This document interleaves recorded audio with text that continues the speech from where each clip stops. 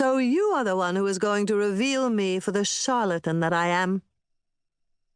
It was the first thing Samuel Beckett ever said to me on that bitter cold day, November 17th, 1971, as we sat in the minuscule lobby of the Hôtel du Danube on the Rue Jacob. I had gone to Paris at his express invitation to meet him and talk about writing his biography. We were originally scheduled to meet on November 7th, and for 10 days I had no idea where he was because he never showed up and never canceled. When we made the initial appointment, he told me I should phone when I arrived in Paris on the 6th, and we would confirm the time and place. I was to call precisely at 1 o'clock, because he disliked the telephone and answered only during the hour between 1 and 2. When he did not pick up, I spent that hour phoning every 5 minutes, becoming more anxious and upset each time as I let it ring and ring. In those days, Paris had a system of pneumatiques, little blue messages that looked like telegrams and went through tubes all over Paris to be delivered within the hour. I wrote several little blue pneus during the days that followed, and still I did not hear from Beckett.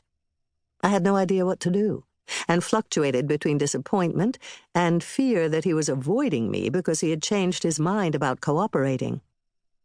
And yet I did not think anyone could be so deliberately callous and cruel, so I set about keeping other appointments related to the book I wanted to write until I could find out what was going on with him.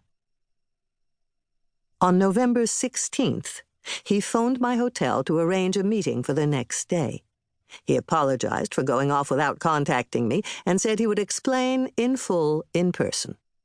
On the phone, he said only that he had been felled by a terrible cold and was so weak and debilitated that he had allowed his wife to take him to Tunisia for sun and warmth.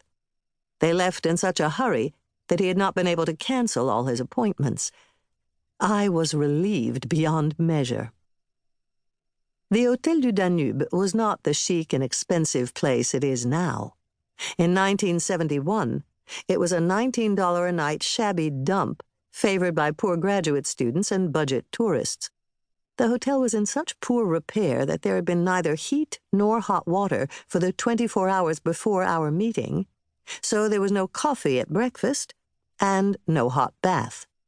The only staff around to deal with disgruntled lodgers were the 2 Portuguese maids, whose French accents were so incomprehensible that I did not know whether the inconvenience was the result of yet another of the many utility strikes that roiled Paris that winter, or if the decrepit plumbing and heating had simply given out.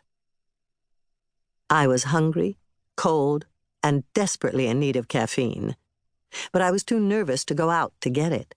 Because of the missed connections during the previous week, I was superstitious enough to think that if I left the hotel, some terrible accident would happen to make me miss my first meeting with Samuel Beckett.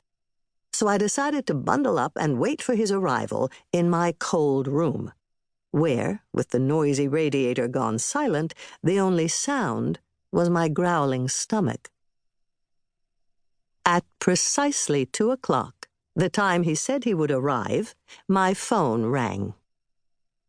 "Beckett here," he said in the high-pitched, reed-thin nasal voice I would come to know well. I mumbled something into the receiver as I slammed it down and bolted for the stairs to the lobby, where I found Samuel Beckett peering intently into the gloom through which I had made my clattering descent. I recognized his hawk-like visage at once, his slightly crooked nose, and the tuft of white hair that reared straight up from his forehead. I don't think I have ever met anyone whose physical reality was so accurately captured in photographs. He was a tall man, but I was also struck by the discrepancy between his elongated torso and his legs, which appeared short in comparison.